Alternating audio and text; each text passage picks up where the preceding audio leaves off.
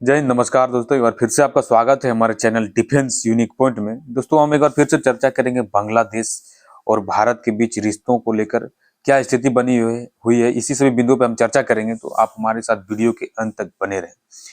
देखिए, बांग्लादेश और भारत के जो रिश्ते हैं वो इस स्थिति में आ चुका है कि अगर भारत चाहे तो बांग्लादेश में अपने सेना को डिप्लॉय कर सकता है।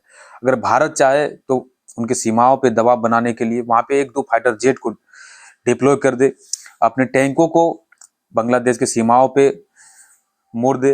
तो ऐसी स्थिति में अगर बांग्लादेश के ऊपर दबाव बनाए भारत, तो बांग्लादेश की कहीं ना कहीं होश ठिकाने आ जाते।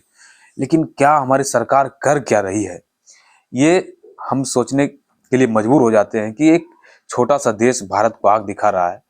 क्या ऐसे हथियारों को हम रख के क्या करेंगे? भारत के पास ऐसे ऐसे हथियार हैं कि अगर एक दो हथियारों को ही बांग्लादेश के ऊपर उड़ा दिया जाए तो बांग्लादेश का समझ से बाहर हो सकता है। तो ये चीजें हैं, आखिर भारत की क्या सोच है? देखिए, भारत इस कदर से बांग्लादेश पे एक्टिव है क्योंकि हम एक साधारण लोग हैं।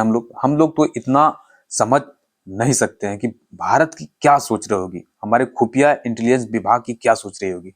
कहीं ना कहीं हमारे रॉ के दिमाग में, जो हमारे खुफिया विभाग है रॉ, उनके दिमाग में कुछ ना कुछ जो है यूनिक बातें चल रही होगी। इसी वजह से शेख हसीना को भारत में शरण दे रखा है। क्या भारत बांग्लादेश को तोड़कर एक अलग हिंदू राष्ट्र बनाने की सोच रहा है? क्या बांग्लादेश को कुछ अलग तरह से उनको ठिकाने लाने के लिए भारत आज तक चुप है? क्योंकि बांग्लादेश जो है पूरे दुनिया में भारत के नाम को उछाल रहा है, भारत को एक अलग रूप से पेश कर रहा है और भारत चुपचाप से सुन रहा है। क्योंकि एक छोटा सा देश जिनके पास ना तो कोई फाइटर जेट है, ना तो उनके पास कोई मजबूत सैनिक है, बस 30-35 करोड़ आबादी वाला एक छोटा सा देश जो कि भारत के रहमो कदम पर ही चल रहा है। भारत का ही सब कुछ दिया हुआ है बांग्लादेश में, भारत ही उसको बनाया है और भारत के लोगों के दम पर ही वहां पे चलता है उनकी सरकार। और तीन तरह से भारत उनको घेर रखा है। बांग्लादेश की तीन साइड का सीमा जो है वो भारत ही उनको घेर रखा है।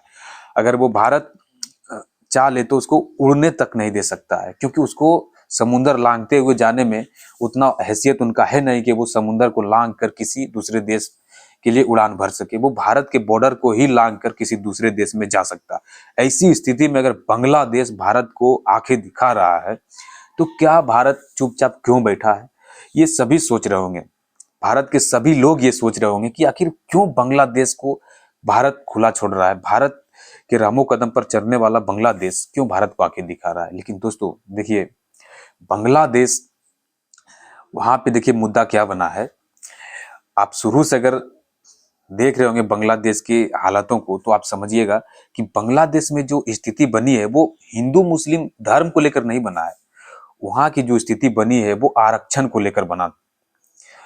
वहां पे आरक्षण जो दिया जा रहा था, जो 1971 की लड़ाई में वहां पे जो बांग्लादेशी सैनिक शहीद हुए थे, उनके बच्चों को नौकरियों में और सरकारी व्यवस्थाओं में 60% तक की आरक्षण दी जा रही थी। ये चीजें थी। और फिर हुआ कि वहां के आम लोग जो थे वो उनका विरोध करना शुरू किए, और विरोध करने के बावजूद शेख हसीना वहां पे अपने फैसले पे अड़िग रहा, वो आरक्षण को नहीं हटाया। और यही कारण है कि शेख हसीना को वहां से सत्ता से हाथ धोना पड़ा और उसे बांग्लादेश छोड़कर भारत आना पड़ा। तो ये चीजें थी। लेकिन जब से यूनिस खान आए हैं, बांग्लादेश की सत्ता को संभाले हैं, तब से वो अपनी राजनीति को चमकाने के लिए हिंदू मुस्लिम माइनॉरिटी को लड़ाने में सफल हुआ है। और देखिए, बांग्लादेश और भारत का एक सबसे बड़ा रीजन ये भी आप देख सकते हैं, बांग्लादेश में हिंदुओं को क्यों प्रताड़ित किया जा रहा है। आप समझिए, वहां पे रोहिंग्या मुसलमान, आप सुनते होंगे कि रोहिंग्या मुसलमान भारत में आते हैं और भारत में डेरा डालकर भारत में अपनी गुजारा बसारा करते हैं, भारत के बॉर्डर को लांघ कर आते हैं। तो ये चीजें, और भारतीय सरकार जब से सीए कानून को बनाया है और ऐसे मुस्लिमों को, रोहिंग्या मुसलमानों को देश से बाहर करने का फैसला लिया है, तब से। और रोहिंग्या मुसलमान देखिए वो बांग्लादेश से ही आते हैं, सबसे अत्यधिक जो आते हैं घुसपैठी वो बांग्लादेशी आते हैं, और उनको बाहर करने के लिए भारत सरकार ने सीए कानून बनाया था। और ये इसी को बांग्लादेश टारगेट करने के लिए वहां पे हिंदुओं को प्रताड़ित करना शुरू कर दिया है। उनका जवाब में वहां पे हिंदुओं को प्रताड़ित करना शुरू कर दिया, उनके मंदिरों को ढा रहा है, जला रहा है, हिंदुओं को वहां पे उनके बैंक खातों को सीज कर रहा है। तो ये चीजें है, कहीं ना कहीं बदले की भावना से बांग्लादेश में ऐसा हो रहा है।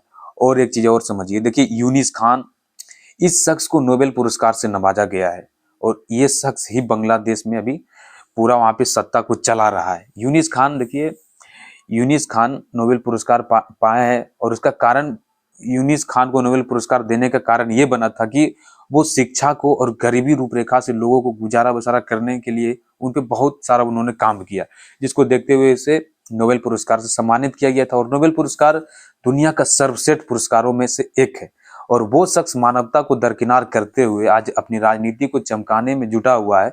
तो कहीं ना कहीं बांग्लादेश और भारत के रिश्तों में काफी कुछ खटासें बनी हुई है और इसको पूरी दुनिया की जो मीडिया है वो इनको देख रही है पूरे गौर से। और भारत पे पूरी दुनिया की नजर है, क्योंकि भारत खुलकर बांग्लादेश पे कुछ जवाब नहीं दे रहा है। तो ये सोचने वाली बात है, पूरी दुनिया में भारत के जवाब की प्रतीक्षा में लगे हुए हैं पूरे देश दुनिया का। तो देखिए क्या भारत की फैसला होता है। जैसे कुछ खबर निकलता है हम आपको अपडेट कराएंगे। जय हिंद दोस्तों, बने रहिए हमारे साथ।